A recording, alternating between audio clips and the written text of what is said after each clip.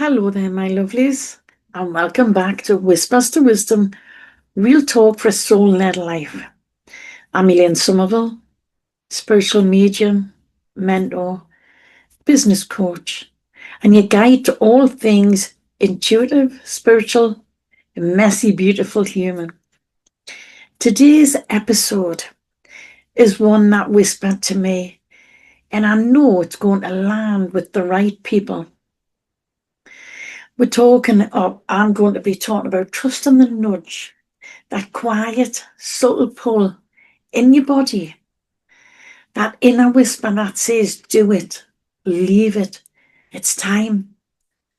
But how do you know if it's your intuition or your fear? So, what is the nudge? Let's start there. To me, the nudge is that gentle inner knowing that comes without a panic. It's not rushed. It doesn't shout. It feels like peace. It just feels as though it's comfortable. It's right. Even if it leads you towards something uncomfortable, that's where growth is. And you've probably felt it before, but you might not have recognized it.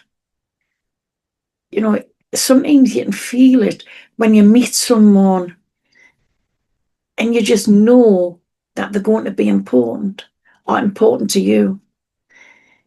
You felt called to leave a job, even if it made no logical sense and you didn't know what your next step was going to be.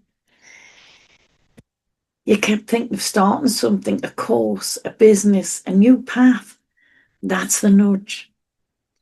It's often quiet until it isn't. So, how to tell the difference? Here's a little trick that I love. Intuition. It feels calm. It feels warm. It feels neutral. Fear. It feels anxious. It feels frantic. Intuition. It comes once, gently. And fears just loop in your head repeatedly. Goes round and round. It's that fear. And your body feels open or actually soft as you feel that nudge. And with fear, your body can feel tight. It can feel rushed. It can feel panic-stricken. With intuition, it's clear and it's short. With fear, it's confusing, it's over-explained, over-thought about.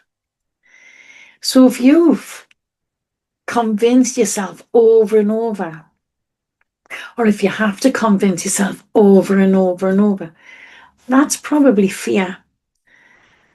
But if the feeling of that thought just feels like soft or truth that you can't shake, that's your inner wisdom. And we've all ignored the nudges. We really have. I've done it, you've done it, we all have. Why? Because it's often inconvenient, it's often uncomfortable, and it's often uncertain. But what happens when you keep ignoring it? It gets louder. Or life gives you a cosmic shove. Illness, burnout, sudden changes. So the real question becomes, would you rather honor the whisper or wait for the shout? And by shout, what I mean by that is, you've all heard that saying, your body will tell you when it's time. And what happens when we can be going through a life and then all of a sudden, something will happen. And we take bad. We have to take a few days off work. We have to be still. We have to rest. That can be the shout. And learning to trust, even when you're scared, that's where the real work is. Learning to trust your intuitive nudges and act on them. And there's some ways to build your trust. Track your nudges, journal them, notice how they show up. What's going on in your life when they show up? What are you doing? Who are you around when they show up? Start small. Follow a tiny intuitive pull, like taking a new route or messaging someone. Take notice of that whisper. That's a small whisper. And then reflect. When you followed a nudge in the past, what happened? What was the opportunity? Or what did you gain from following that nudge? And here's something I always remind myself. You don't need to know the full path, just the next right step. That's all. And what I want to share with you, something I want to share with you about following the nudges. So in 2004, October 2004, my husband was diagnosed with cancer, and he had to start really heavy duty chemo and radiotherapy straight away. And it was daily. The only day that we had off was Christmas Day. So I took voluntary leave from work. I was a senior carer. And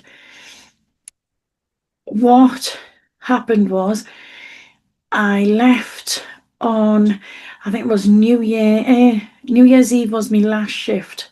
Sorry, Christmas Eve was my last shift where I worked. Now, that was 2004. Now, a lot of things happened in the meantime. And I started working for myself alongside my employment. Or I started working for myself, and then I had a message off a friend in 2014 to say that my job had came open again. And I'd said, I'm sure it came open more times than this in the past good few years. But it was the December that was very relevant. So he asked us, would you just come and have an interview? So I went and had an interview. And sure enough, the lady who interviewed us, the manager of the care home, she told us straight away that I had the job and when could I start. So I started in the January. Now, the funny thing was, and it's not funny to me, but the funny thing was, it probably would have been the date that I started probably would have been the date when I would have went back to work in 2005 after the Christmas. Now, here's the thing. So I took that job and knew I wouldn't be there for very long. And I probably stayed there longer than what I should have, because what happened was, again, came to the Christmas and I went to get out of bed in the January, I came to get out of bed to go to work and my back gave way. This was the beginning of the January. My back gave way and I couldn't stand. I could hardly walk. And obviously I had to go on the sick. Now, I had to go to the hospital, had to go to the doctors, or referred us to hospital, all of that. And I was told that I was possibly looking at a operation for me back. Anyway, my back was okay, and I went to sign off the sick to go back to work. This was the end of the January. End of January, and I should have started back to work the first week of February. And then what happened? There was something else happened. Things happened, and I went to the doctors, and I mentioned that, you might laugh at this. I don't mind if you laugh. It's the truth. my toenails had turned orange. So I said to the doctor, I says, I think I've got kidney or liver problems or something. My toenails have turned orange. And the doctor took a look and he said, oh, it could be nail polish. I says, well, I don't really wear coloured nail polish on my toes. I says, so no. And then he asked us to, if he could take a sample of my toenails. And as it happens, I'd only just cut them the day before. They were too short to take a sample. But that's by the by. Now, I said I had a water infection. That was it. I said I thought I had a water infection. And he said, oh, just wait and see how it goes. Didn't have any other symptoms, no nothing. I went home and boy, oh boy, oh boy, sure enough, I had a UTI and it was as painful as anything. I didn't have any sleep that night. I woke up the next morning and rang the doctors, no appointments, no emergency appointments, no nothing. So I thought, oh. So I meditated and I always meditate daily. I meditated for pain relief because it was just, oh, the pain. If you've had a UTI, you know what I'm talking about. Now, it got to 2 o'clock in the afternoon. And I thought, can't stand this pain. There's got to be something. So I meditated and I asked a few questions in my meditation. Now, when you meditate, you've got to know how to ask and you need to know the correct way to ask and get the correct answers. Now, I came out of meditation at 2:20 and I says, no, this isn't good. I says, it's definitely my kidneys. I'm going to phone the doctors again. So I phoned the doctors, 2:20. And I said, I was on the phone this morning, there was no appointments, but is there any chance that there's a cancellation or anything? She said, well, funny enough, there's been a cancellation for 3 o'clock. Could you make it? I went, yes, definitely. So I said to Davey, my partner, I says, can you quickly take us up? He was on a day off from work. So I says, please take us to the doctors. So we went to the doctors and I walked in, seen the same doctor as the day before. And he said, oh, could you do a sample? I went, not a problem. So he done the dip test and he said, oh, he says, you're in the early stages of kidney failure. I went, right. He said, you don't look too put out or perturbed. I says, well, I'm not really. I said, I'm just pleased that you found it. So he sent us for an emergency appointment to the hospital and I had to have a few different things done. And what would you know it? Honestly, spirit puts you in the funniest places. Things, life just is, when you're aligned with your passion, when you're aligned and you're in the right place, opportunities just present themselves. So I had to go, and I'm not going to go into details of where I had to have the camera, but I had to have the camera. They were looking at me bladder and things like this now, and me kidneys. So I'm lying there on the hospital bed, and I'm not going to tell you the position I was in. You don't need to know that. I don't want to put that vision in your head. It's a vision once seen, can't forget. But I was lying in the hospital bed, and the doctor and the nurse, the one looking at the cameras and things like this, and they couldn't get the camera in. But they did in the end. But in the meantime, they started talking about this ghost show that they'd been watching. And I says, oh, have you been up to anything this weekend? And blah, blah, blah. And as it happens, that weekend, I actually had a medium that had flown in from Germany to hold a workshop. I was hosting a workshop and demonstrations for him. So I says, well, I've had a lot to do with what you've just been talking about, really, the spiritual side of things, mysticism. And I went, oh, and they start asking us about what I did and how interested and things like that. Now, that was in the February. Now, again, it eased off. And then I was about to go back to work. Well, I was due to go back to work in the March, but I started getting this funny feeling that I should be doing spiritual entrepreneurship, spiritual mentoring, spiritual mediumship for business. I should be doing it full time. And I kept ignoring it because I kept hearing this voice and I kept feeling it in my gut that this is what I was meant to do. So I kept ignoring it. So in the March, I was due to go back to work and I was due to get my first mammogram. And I went for the mammogram. And sure enough, the very next day there was a letter dropped on the mat to say that they'd found something. So I read the letter, calm my mind, still my mind, and I said to Davy, I says, I've got 3 lumps in my left breast. I said, they're just fatty lumps. So he's like a big mushy pea. He was tears, he was panicking, Anyway, and I had to ring the hospital as soon as I got the letter. So I rang them. I had to go straight up to get some more scans done.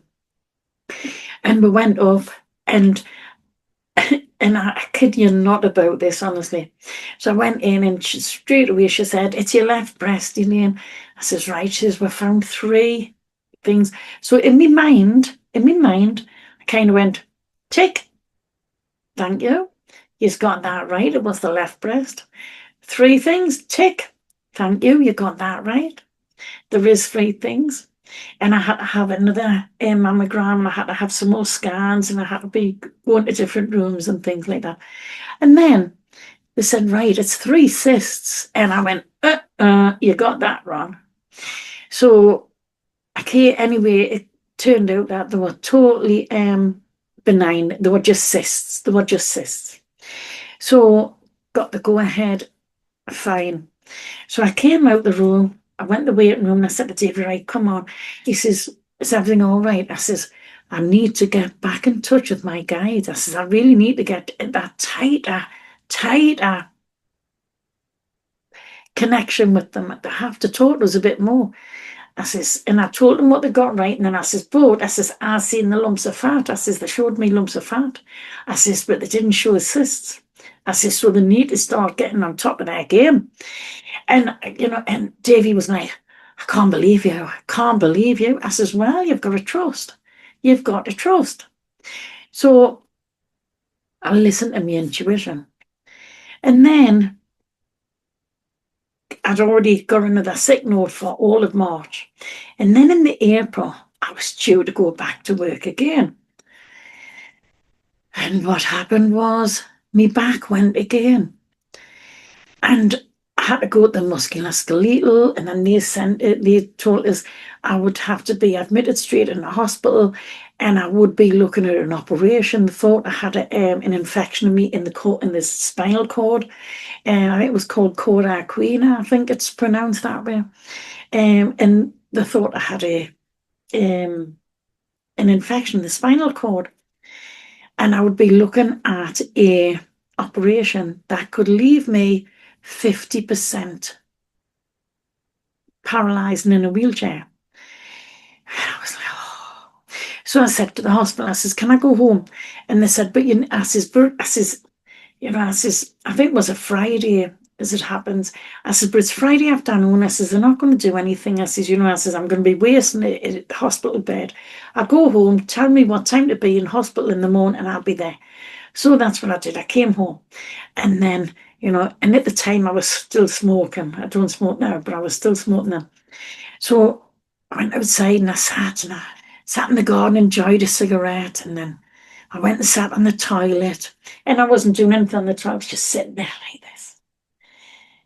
I was just enjoying it.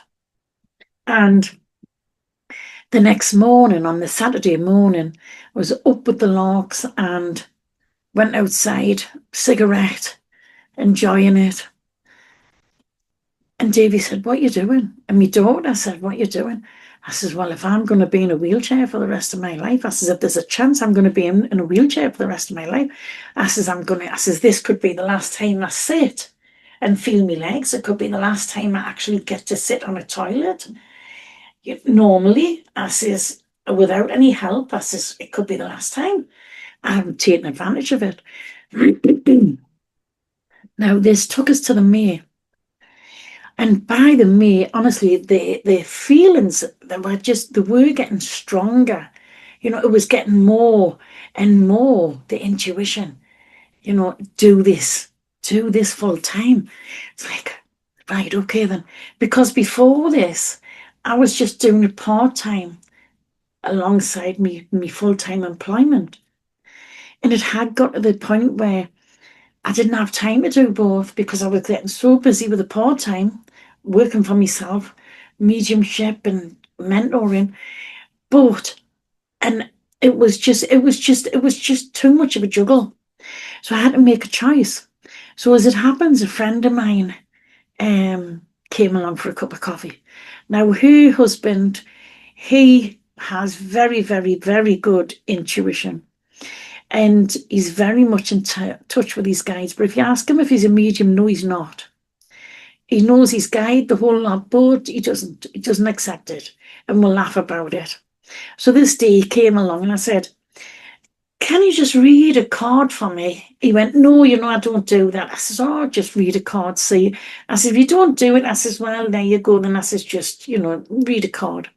Now, I hadn't told any of my friends anyone that I'd been off work for a few months. I didn't tell any of my friends that what my health status was or anything. I'm quite private that way. Until I'm kind of over it. And then I might tell people. So I says, I'll just pull 2 cards. I says, just see what you get. So I pulled the 2 cards. And straight away he says, Elaine, he says, I feel as though this is what you should be doing full time. This is what you should be doing as a business. He says, there seems to be something going through your body and it's not going to stop until you do this full time. And I went, all right, okay, then I'll take it on board. I'll have a think about it. I can't think what it is that's going through my body. Well, I knew what it was.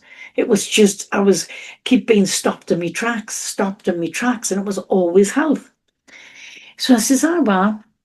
And then he keep talking about this, I says, right, well, thanks very much. I says, I can't think of anything at the moment, but I'll let you know if anything comes up. So they finished the coffees and away they went. And I said to Davey, I says, well, it looks as though my decision, I'm going to have to listen to myself. I says, and it looks as though my decision's being made. I says, that's what I'm going to do. So I Googled how to write a resignation letter and I give it to Davey and I says, take it up. Don't answer your phone. Don't come back. Don't do nothing. Don't speak to us again until you've put that letter in. So I had a hold of the letter and I was holding it like this and he was saying, let go. And I was going, well, give us a minute to think about it. And I was like, And I had my son saying, you're going to stop working. What's going to happen? And my daughter was saying, Mum, if that's what you want to do, we're going to back in. I was like, great. So away went. He took the resignation letter. Oh, have I done the right decision? Oh, fear had kicked in. And I was getting all the feelings of the fear. My mind was going on overdrive. It was going overthinking everything. And then he walked back in the door. I says, did you hand the letter? And he went, yeah. I said, what did they say? His voice is, they wished you the best of luck and congratulations. And I was like, oh. And I was hoping that he was going to say, oh, we're not going to accept a resignation and things like this, because I knew I was a valued member. And I was like, oh. And I thought, well, I've done it now. So that's what I did. And you know something? I had a meeting, I had a hospital appointment the following week because they also found some precancerous cells in my throat. And they give us 7 days. I was on medication for 7 days that completely took everything away that had been there. And I had a hospital appointment a week later with all the results of everything. And we're going into the hospital, and I said to Davey, I says, you know that this is all going to come back totally clear. They're not going to find anything. He says, how? I says, I put me notice in. I've listened to myself. He says, you can't be too sure. I says, I'm telling you. I says, that's what's going to happen. So went in, and I did say to him, I says, you're waiting outside. I can't be doing with tears. So he waited outside. So I went in to the appointment, and I was told, Elaine, we don't know what went on, but there's no infection in your spine. You don't need to have an operation. Right. There's no, your kidney test, everything, your kidney function, everything's fine. There's no kidney failure there. Right.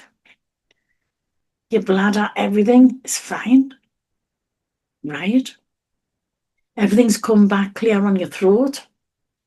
Great. You've got 100% bill of health, or whatever the saying is. You're fine.